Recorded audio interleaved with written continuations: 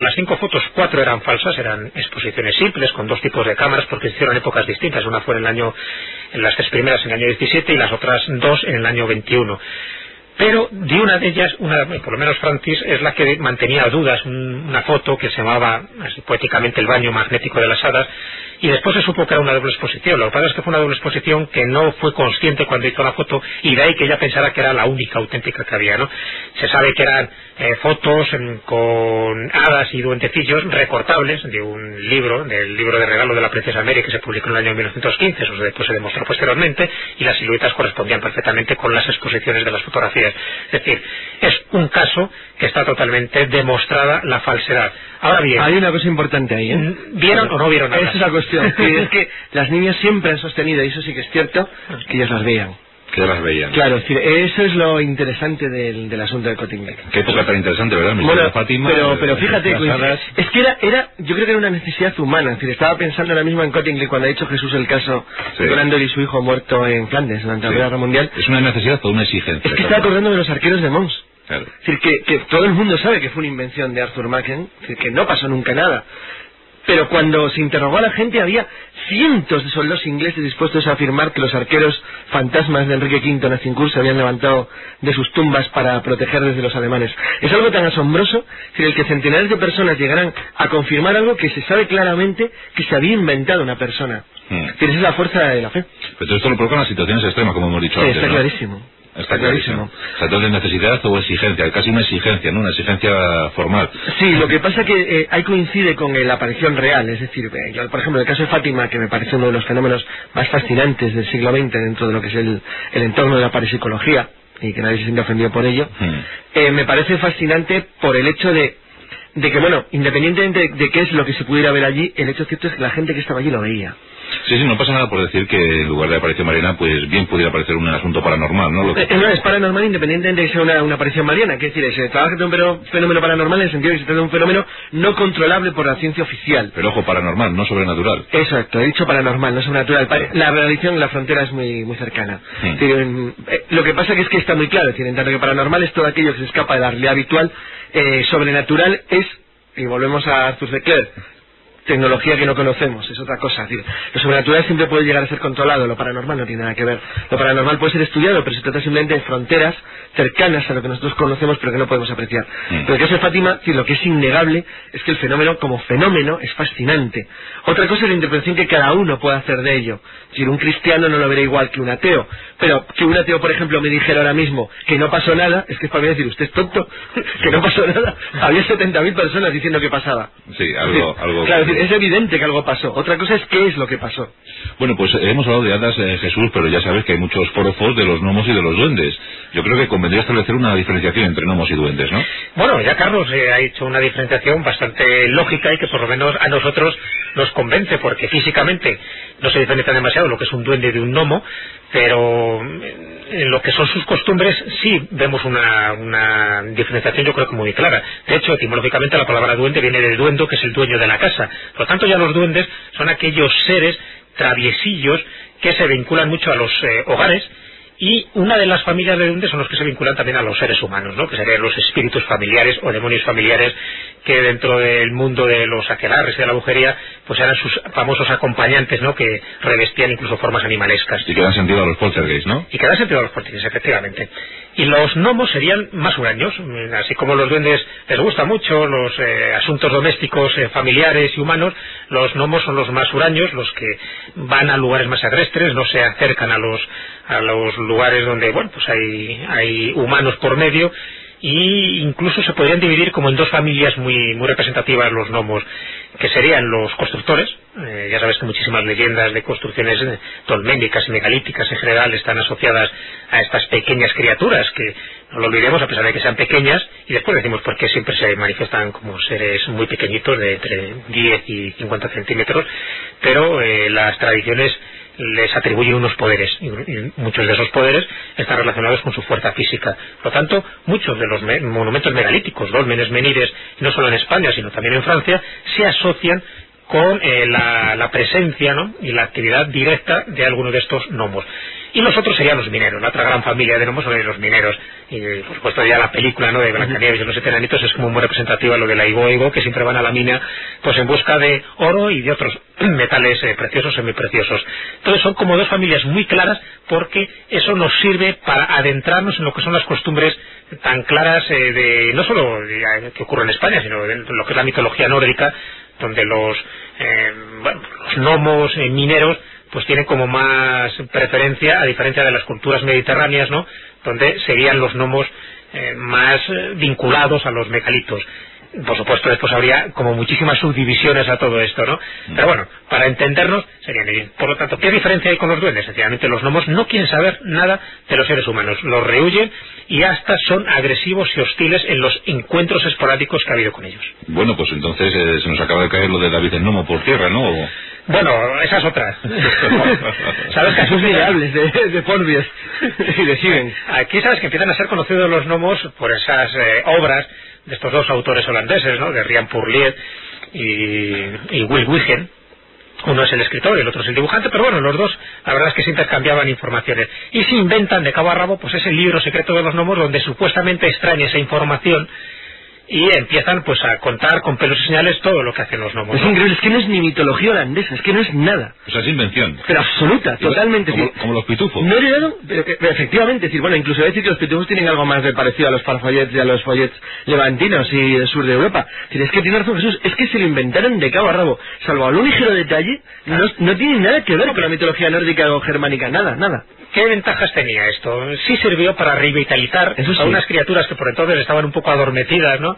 De gnomos se hablaba y siempre se ha hablado, pero bueno, hasta ese momento pues tampoco tenían así un cierto protagonismo en lo que era la literatura infantil, sobre todo en España, y cuando se traducen esos libros por Montena, pues empiezan son un éxito rotundo, es cierto, porque estaban muy bien ilustrados, además como guía de campo. Y entonces en ese sentido yo creo que es un mérito importante que tiene, ¿no? Los libros son preciosos, el interés por los gnomos y además desde una vertiente pues como muy insólita, porque hasta ese momento las leyendas eran muy genéricas, ¿no? Se dice, se cuenta, en fin, al estilo de los hermanos Grimm, ¿no?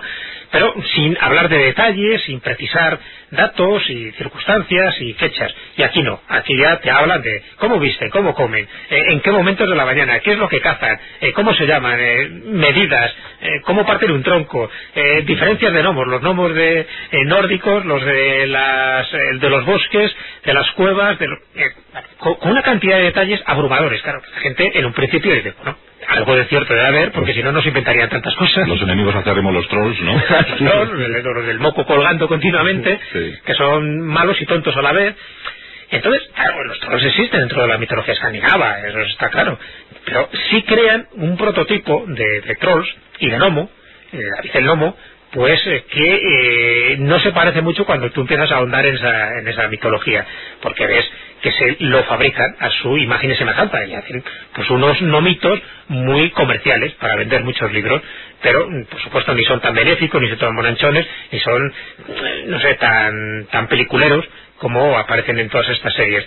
Entonces sí tiene ese gran mérito, pero después tiene unos errores de bulto, entre ellos pues sitúan, me parece que en la línea del paralelo 42, la existencia o la creencia en todas estas criaturas. Claro, por debajo está pues toda España, todo Portugal, Grecia, por supuesto, según ellos, por debajo de ese paralelo no existían estos gnomos o esta creencia en los espíritus masculinos de la naturaleza. Ese es el primer error de bulto, después de todos los demás. Bueno, pero yo recuerdo un antepasado mío, el rey Brian, que era el rey de los gnomos, ¿no? ¿No estaba en Irlanda viviendo en el mundo subterráneo? Sí, bueno, Walter Benz, que era antes le he citado, que es uno de los principales investigadores de las leyendas. Bueno, la palabra gnomo, y eso es lo curioso, no forma parte de la tradición folclórica de Europa Occidental. La palabra gnomo es artificial, se inventó para hacerse en el siglo XVI. Y derivada de gnomo, sabiduría, es decir, no tiene nada que ver no era una criatura real. De hecho, aunque Jesús y yo utilicemos la palabra gnomo como genérico de los seres de los bosques, las montañas, la tierra y el viento, término aceptado. Porque es un término aceptado, pero prácticamente desde finales del 19, principios del 20. No es un término básico del folclore.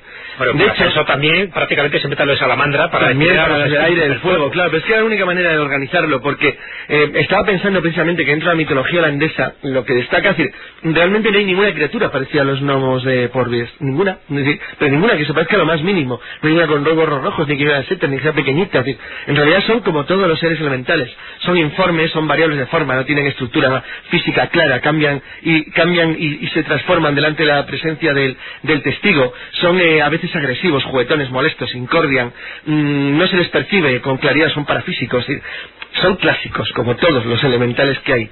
Estaba pensando que en una obra del siglo XVII español, El ente dilucidado, de Fray Antonio Fuente la Peña, se aventuró a intentar definir las criaturas elementales en el mundo genérico de los duendes.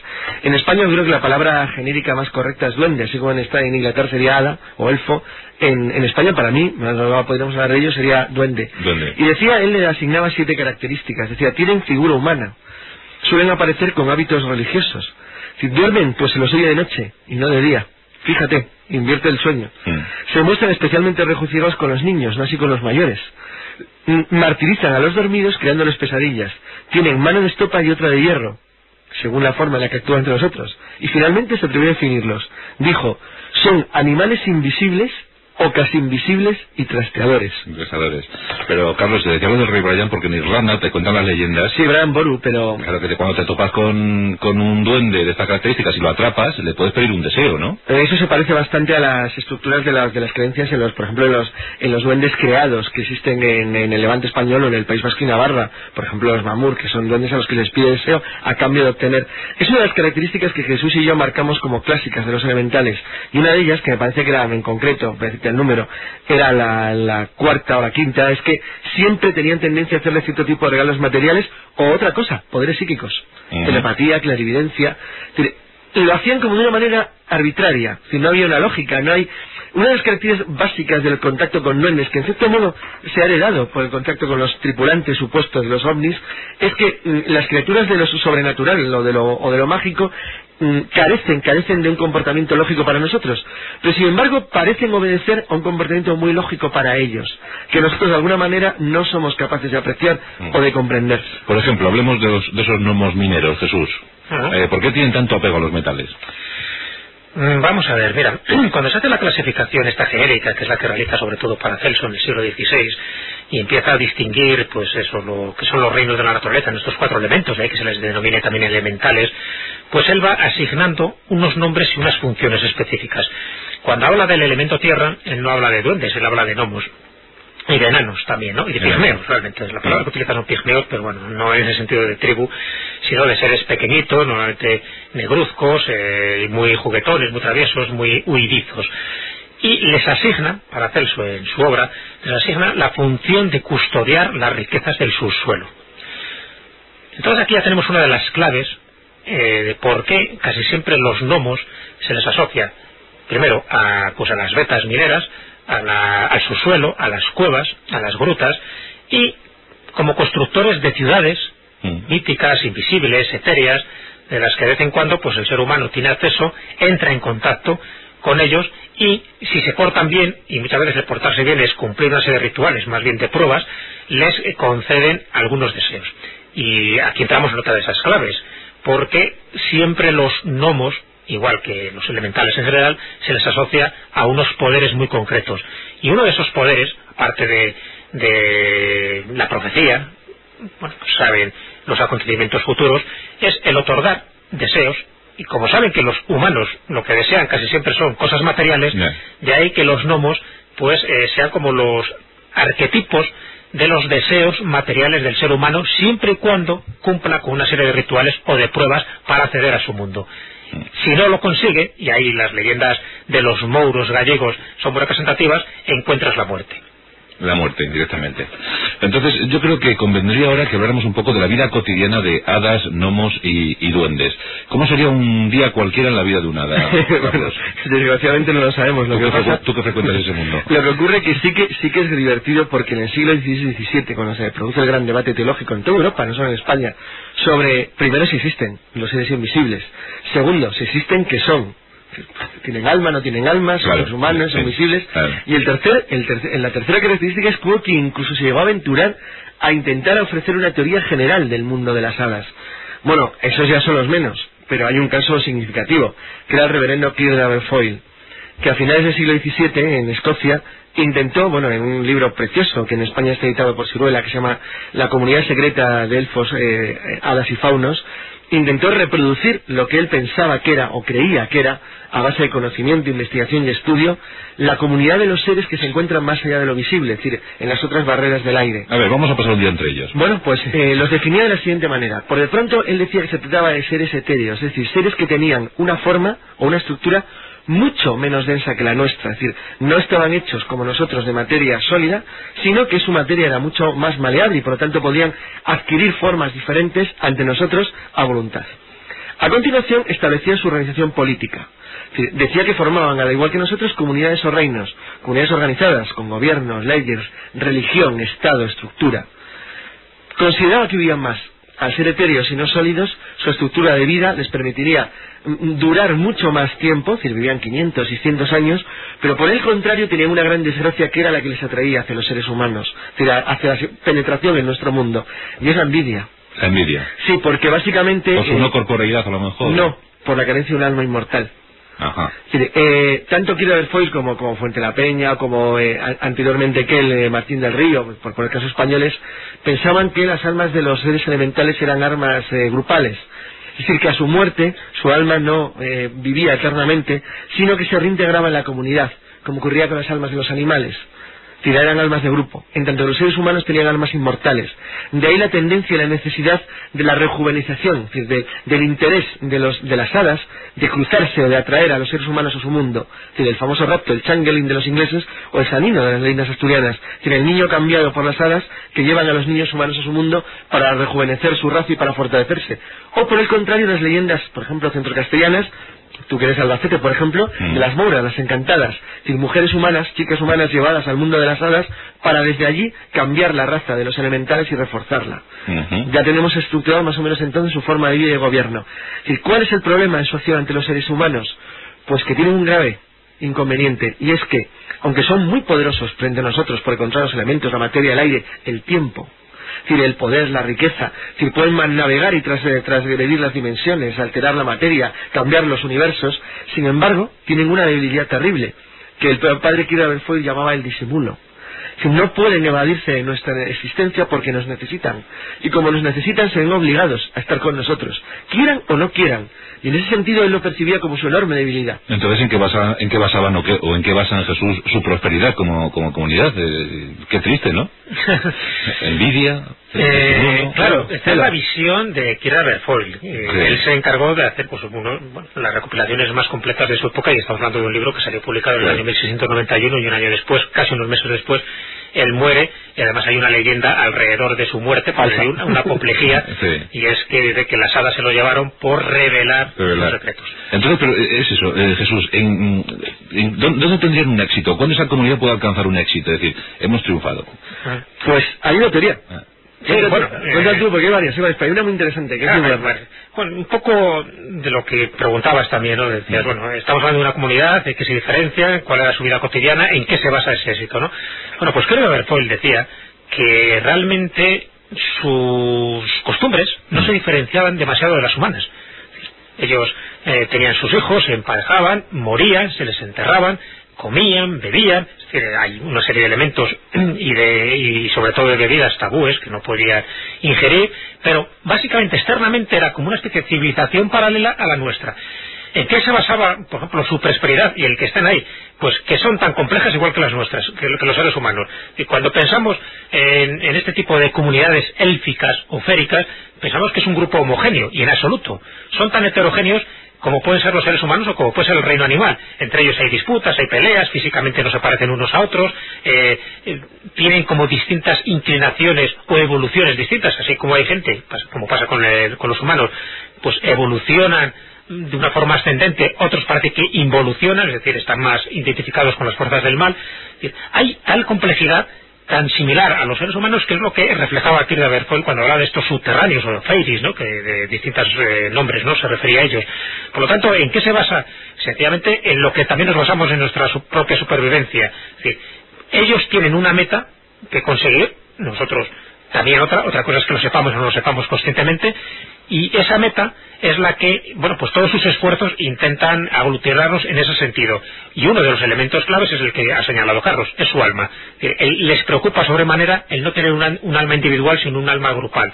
Y de ahí que se arriesguen a veces a pasar esa frontera invisible, esas puertas inducidas, para tener contacto con seres humanos, y sobre todo con un ser humano del sexo opuesto, porque es uno de los procedimientos para obtener ese alma inmortal. Ese es el mito de la psicología. Os quería contar que es gracioso que en lo más avanzado de la ufología, cuando se atreven a hablar, y luego cuando se atreven a hablar, es que estoy hablando del Colegio Invisible, que el Colegio Invisible no suele hablar, aunque ya es vox populi desde hace una decena de años, que entre los 400 miembros más o menos reconocidos del Colegio Invisible en Estados Unidos, pues hay científicos de muy alto nivel. Y algunos han salido a la luz, como Frank Tipler o como el propio Vallée, otros no.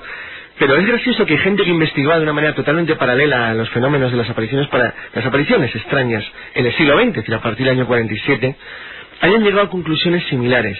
Es interesante que en Dimensions, James Vallée manifiesta, cuando él dice no creer en la hipótesis extraterrestre como causa del fenómeno OVNI, que realmente la sensación que le da es que nos enfrentamos a una comunidad que está entre nosotros desde siempre, pero que está de alguna manera que no le podemos ver. Entonces dice, bueno, ¿y qué es lo que buscan? Yo lo que es que cuando él define cuál sería el objetivo de la búsqueda, está definiendo una búsqueda de carácter espiritual, un control de las emociones y de la espiritualidad humana a muy largo plazo. ¿Por qué? Porque lo acaba de decir Jesús, porque lo dicen las leyendas, porque nos necesitan. Necesitan tu energía, tu alma, tu sangre, tu lo que quieras. Sí, pero necesitan de los seres humanos porque representan lo que dicen todas las leyendas frente al poder terrible de los elfos. Es la fuerza, la energía vital. Bueno, pero esto se está poniendo muy interesante, señores. Eso sería un pequeño grupo, se me parece. Sí, el líder. Sería el grupo liderazgo, el grupo líder. Hay otros que pasarían totalmente, hay otros que se vinculan más un poco a los animales, a la conciencia cósmica de Gaia, ¿no? Que no tienen nada que ver y no les preocupa en absoluto que nosotros vivamos o nos desarrollemos, incluso como si desaparecemos como especie, porque ellos van a seguir ahí, ¿no? Pero hay otro grupo que sí, que necesitan de nuestra energía. Que además se nos parecen, en cierto modo. Y además se nos parecen, son los más antropomorfos. Se nos parecen. Es curioso cómo se ha podido llegar a esta interpretación a base de la interpretación, bueno, del análisis de algo fantástico que a mí me llama muchísimo la atención, que empezó a estudiar en los años 50 un antropólogo francés, Bernard Meteos, que es el protocolo de los encuentros OVNI de tercera fase. Es decir, hay un protocolo, es decir, hay cosas que no son casuales. Una de las cosas que más me fascinan a mí de los encuentros de gente o de testigos con una aparición OVNI es que normalmente el testigo, sobre todo si trata de un testigo cualificado, no se suele atrever a hablar. Si rara vez dice lo que ha ocurrido. Y rara vez lo dice porque él mismo es consciente de que lo que le ha pasado es imposible. ¿Cómo quedan esas personas después de ese encuentro, de ese supuesto encuentro con el mundo invisible? Es evidente que hay un grave shock psicológico, y es por lo que yo digo, es decir, porque consideran que es imposible. Entonces, como ellos mismos son conscientes de que lo que ha pasado es imposible, intentan crear una estructura en la cual todo lo que está pasando, lo que el testigo cree que le ha ocurrido, tenga una lógica dentro de su mundo, de su propia psicología, de su propio yo. Entonces, es sorprendente porque cuando describen algunos tipos de encuentros, y estaba acordándome, el otro día cité el de Valensole, de los campesinos provenzales que se encuentran a los tripulantes de un ovni cogiendo espliego. ¿Por qué espliego? Que es la planta de las hadas. ¿Por qué precisamente espliego? Bueno, pues eso que parece tan absurdo como un famoso encuentro ovni en el cual el tripulante del ovni se le acerca al testigo y le da una torta de pan sin sal. ¿Por qué una torta de pan sin sal? ¿Qué es lo que daban los duendes de Irlanda a los testigos del encuentro con el mundo férico? Sí, ¿por qué existen esos protocolos? ¿Por qué esas casualidades? ¿Por qué siempre se les ofrece agua cuando dicen que quieren agua fresca? Si es como si fuera parte de un sueño. Es lo que decía Bernard Meteos. Sí, ¿cómo tú te puedes enfrentar a algo? Ya anticipaban las abducciones hace 20 años. Sí, ¿cómo te puedes enfrentar a algo que se camufla en tus sueños? Vamos, Jesús, que casi como nos lo plantea Carlos, los grises, los cabezones serían una especie de gnomos, ¿no?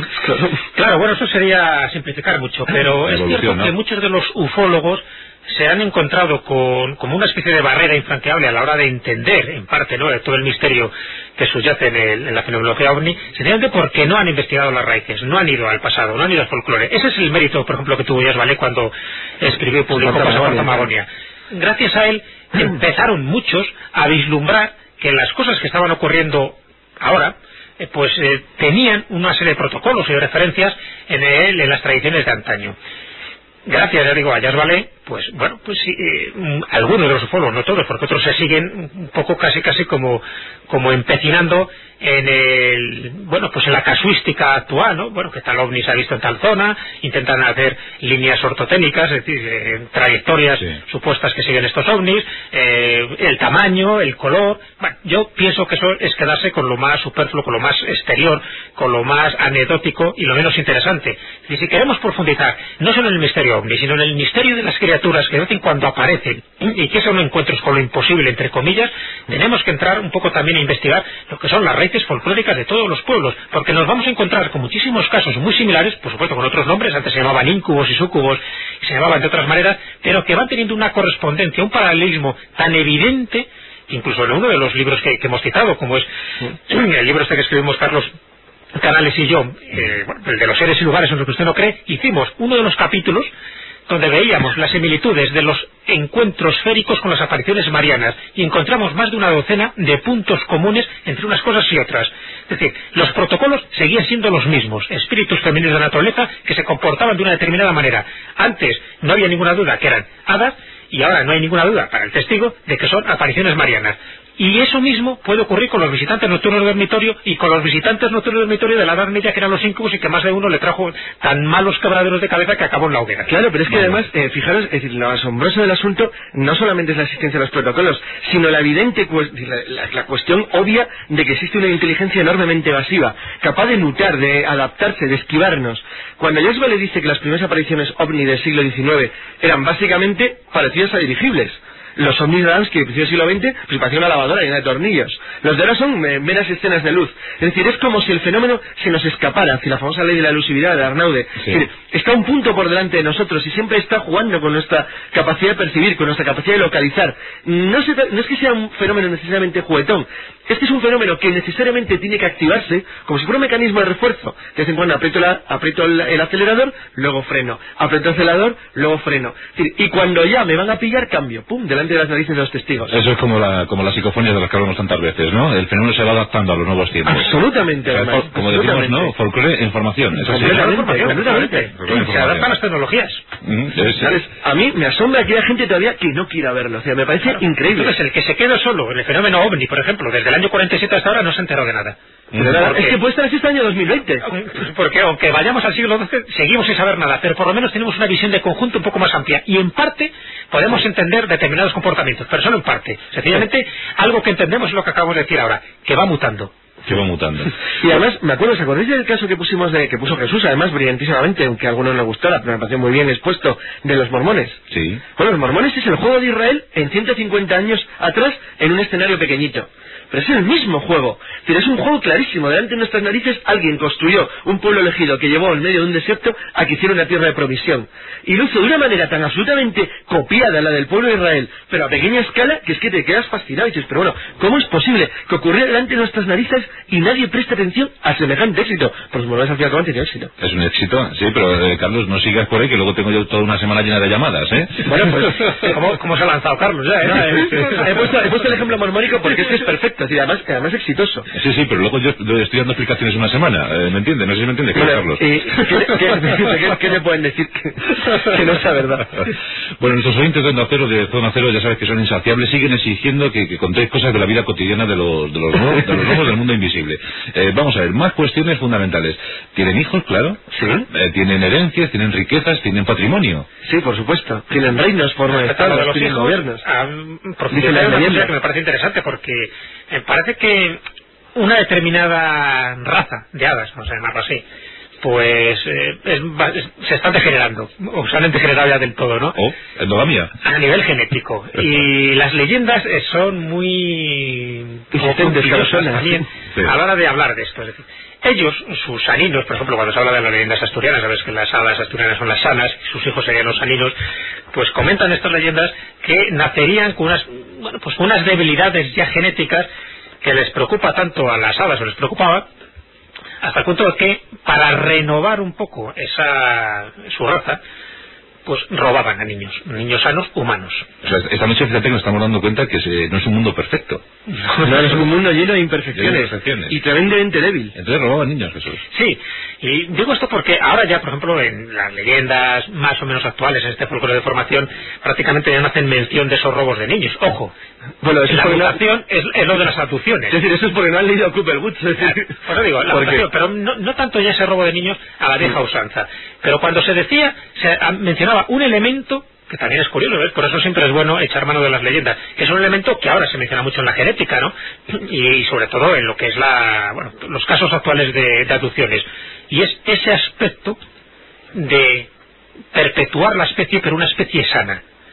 Cuando sabéis que en estos libros de adopciones se explica o se intenta explicar por los casos de secuestros de mujeres que quedan embarazadas y después el robo del feto, pues se perpetra de una forma descarada, lo que se pretendía es eso, hacer una especie de raza híbrida. Bueno, pues eso en las leyendas ya quedaba reflejado en estas leyendas antiguas.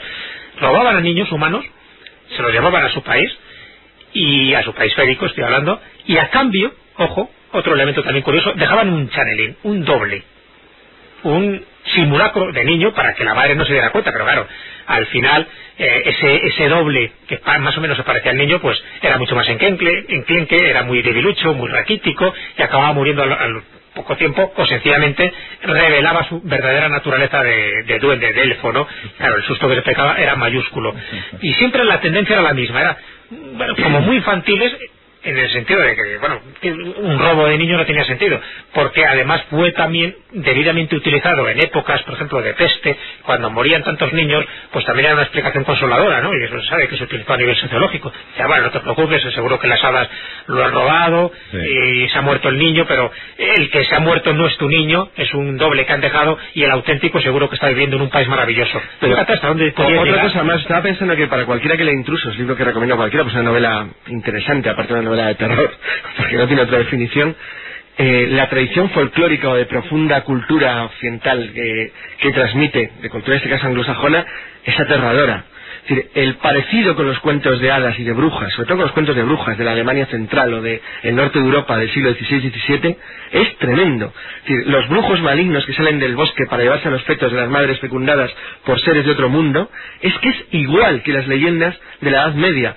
Comentábamos hace unas semanas el caso del Tratado de las Hadas de Alonso de Valladolid, que además se hace en iniciativa del rey de Castilla, Alfonso XI, para proteger a la gente de su reino en los años primeros de la peste negra, de lo que estaba ocurriendo por parte de los malignos íncubos que entraban en las cuevas de las doncellas, los llevaban a estructuras de luz, donde lo que hacían era, bueno, fecundarlas, generarles cruces con los seres de otro mundo. Es decir, el parecido con las leyendas de los íncubos medievales a las adopciones actuales es que están absolutamente... Es tan íntimo la similitud que dice, bueno, es el mismo fenómeno. ¿Cómo alguien puede en un estudio esquivar algo que se está viendo desde hace 500 años? Pues lo que hemos averiguado es que a lo largo de muchos siglos el mundo invisible ha estado íntimamente relacionado con nuestro mundo. Hemos averiguado que hay hadas buenas, hadas malas, hemos averiguado que los gnomos viven en comunidades perfectamente estructuradas, que tienen sus pueblos, que tienen sus villas, tienen sus hijos, su descendencia, que hay gnomos mineros, que bueno, lo de David el Gnomo es auténticamente mentira y falso, en literatura, en fin, que hemos averiguado muchas cosas con estos auténticos embajadores de ese mundo invisible, Carlos Canales y Jesús Callejo.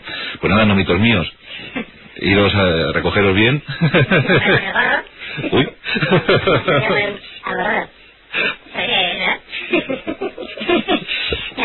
Aquí los espíritus éxicos hacen de las suyas. Era cierto, amigos. Había voces falsas. Les hemos descubierto, efectivamente. Habíamos invitado a dos auténticos gnomos. Bueno, pues mis queridos gnomitos, hasta el viernes que viene en la tertulia. Adiós, papá gnomo.